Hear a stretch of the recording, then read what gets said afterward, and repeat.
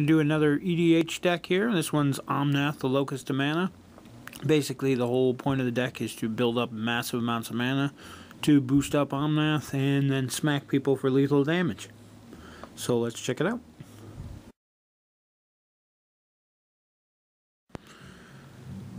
And we'll start off with land, being that this deck's made to generate tons of mana.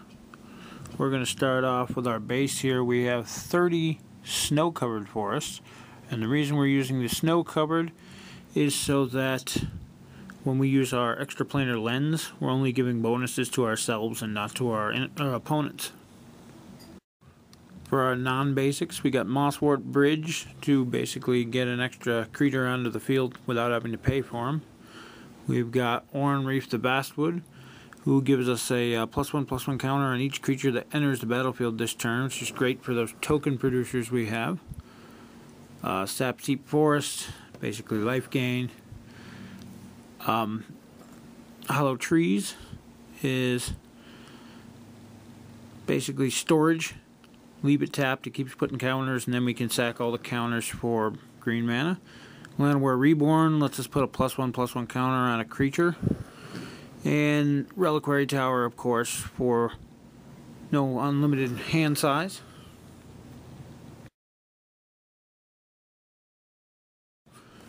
Now we're going to do our spells, and we'll start off with the stuff that generates mana here. Gauntlet of Power, Cage Sun, both pretty much do the same thing. Give creatures of the chosen color +1/+1, and let lands of the chosen tap for an extra mana. Extraplanar Lens here lets us exile a type of land, and whenever that land with the same name is tapped, it taps for extra. Doubling Cube lets us pay 3 to double the amount in our pool. It's very useful when Omnath is storing massive amounts. Mana Reflection and Basalt Monolith come in as a pair.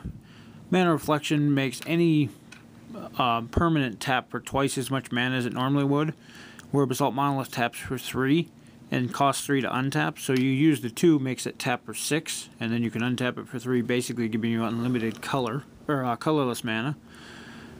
Boundless Realms lets you throw a bunch of basic lands out there, pretty much doubles your mana pool.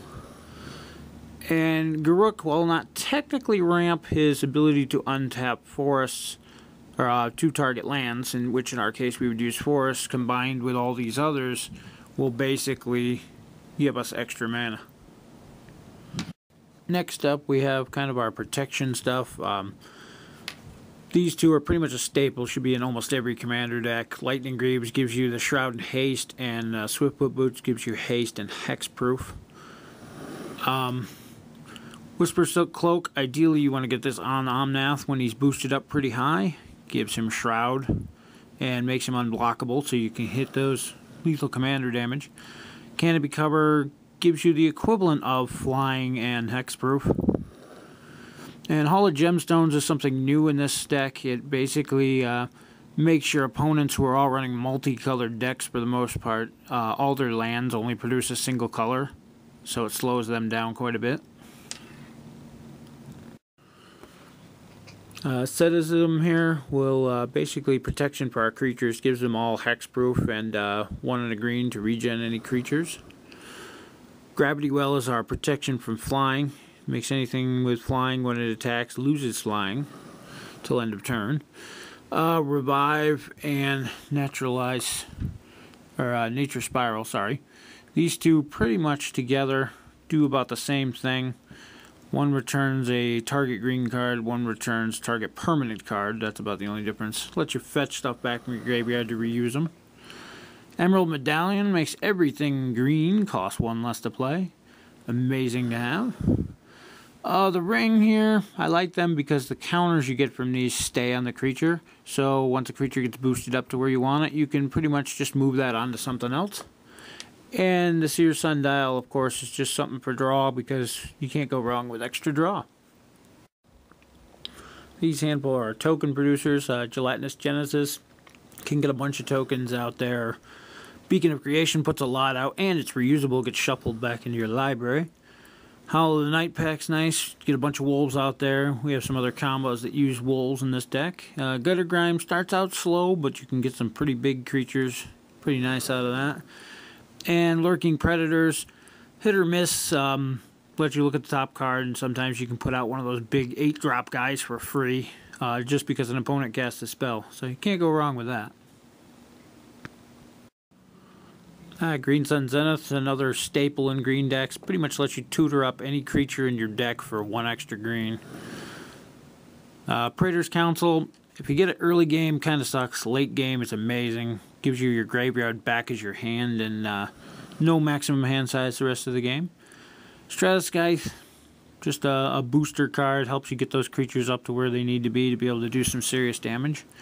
And Genesis Wave, with all the mana that this deck can produce, popping that off with a high number for X will let you dump out lots of big uglies, and it's a bad day for everybody.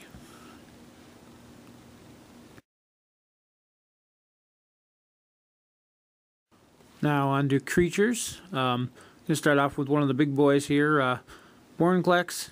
Powerful card, pretty much doubles the amount of mana you can produce and halves all your opponents. The Seedborn Muse, if you're running a green deck in Commander and you did not have one of these, you're kind of silly. In fact, any multiplayer basically gives you multiple upkeeps to untap your stuff. Patron of Roshi does the same thing, except only untaps forest and green creatures, which is pretty much everything in this deck. The two of them can combine for nasty combo, letting you do it twice.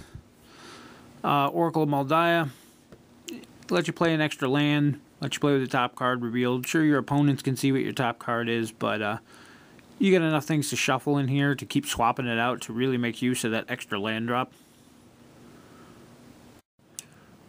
On to some of our big beaters. The Kalni Hydra is one of my personal favorites. He costs less for each green creature you control, so all those green tokens will pretty much allow you to cast him for free if you got enough out there.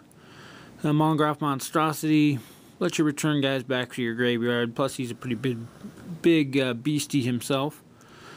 Molimo gets power and toughness equal to the number of lands you control.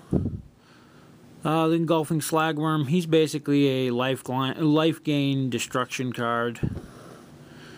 Avenger Zendikar, not only you get a bunch of tokens when you put them into play, landfall makes those tokens stronger. The Palaka Worm, he's in here, life gain, when he leaves the field you get a draw card, you can use him with one of our bounce cards to basically abuse those abilities. Gaia's Revenge, can't be countered.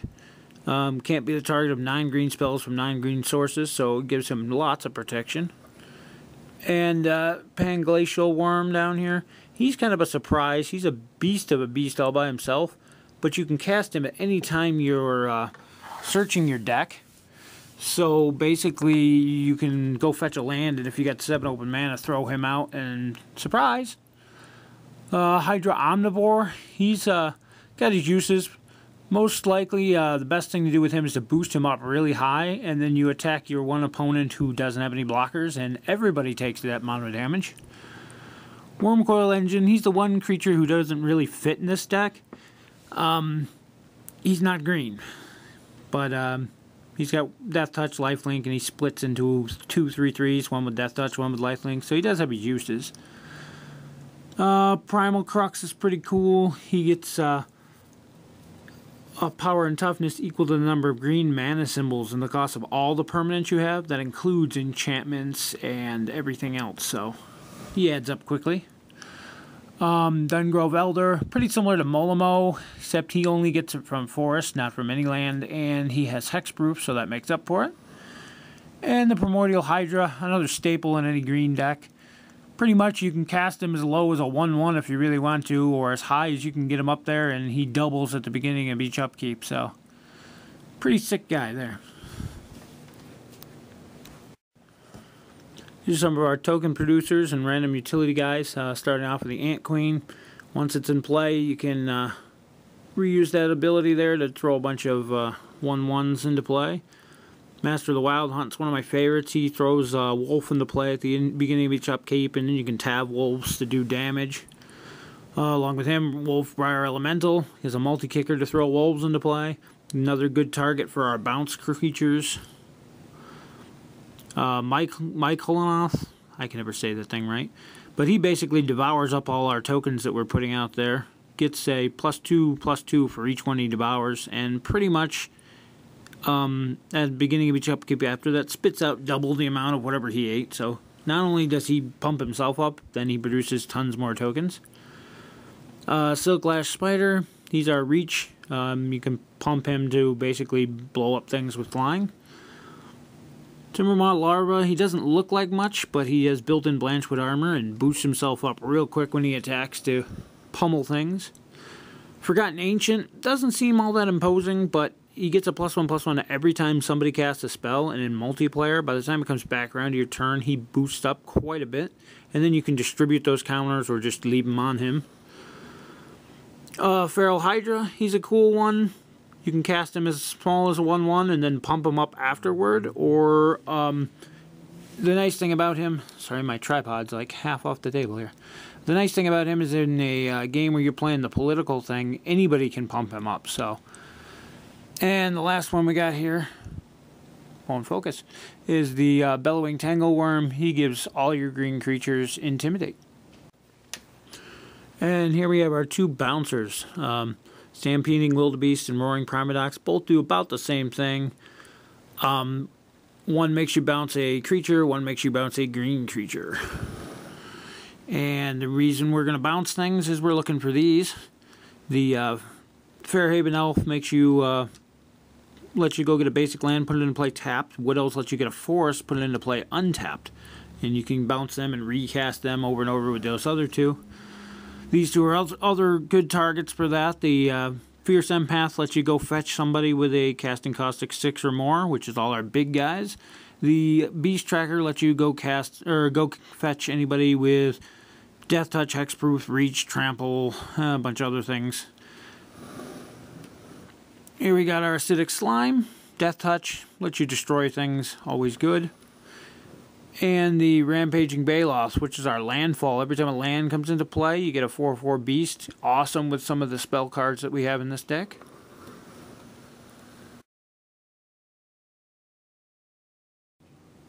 Alright, so some good combos for this. Obviously, your commander with lots of mana banked in him. If you can get him 20 mana on him, he becomes a 21/21. And the big deal is to make him unblockable. Which is where this comes into play. Makes him unblockable and gives him Shroud. And basically with a 21/21 unblockable commander, it means next turn I attack that player, he's dead. Another good one that triggers a lot is the Master of the Wild and his ability to tap all wolves to do their damage directly to a creature. Then you have things like Howl of the Night Pack, which lets you put a 2/2 wolf into play for each forest. Costs 7, so chances are you're going to have 6 or 7 forests. And you got Wolfbriar Elemental, who has a multi-kicker when you cast him. Lets you put extra wolves in. All those wolves you get from those two can trigger with his ability and do some massive damage to take out some of those big creatures that are in your way. Onto the Bouncers. They're a great combo in this deck. You've got the Roaring Primadox and the Stampeding Wildebeests. And you use them to bounce creatures to your hand so that you can recast them. You've always got plenty of mana in this deck to cast. And what are you going to bounce back? You're going to bounce back Wood Elf so you can get another land untapped. You're going to bounce Fairhaven Elf so you can get another land tapped. You're going to bounce Fierce Empath so you can go fetch a creature with a 6 or more casting cost. You're going to bounce the Beast Tracker so you can go get pretty much anything. You're going to bounce the Acidic Slime so you get the free destruction again. You're going to bounce the Palaka Worm so you get to draw a card and replay him for another 7 life. Avenger is a more expensive one, but you get all those tokens. And same with Wolfbriar Elemental. You bounce him back, you pay the multi-kicker, and get more tokens out of it. That about wraps it up for this one.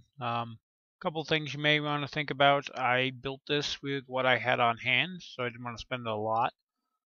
Things like Maze of Vith would be nice addition to this deck. Gaia's Cradle would be amazing in this deck, but again, they're both pretty pricey, and add them if you want, but I think it runs fine without them.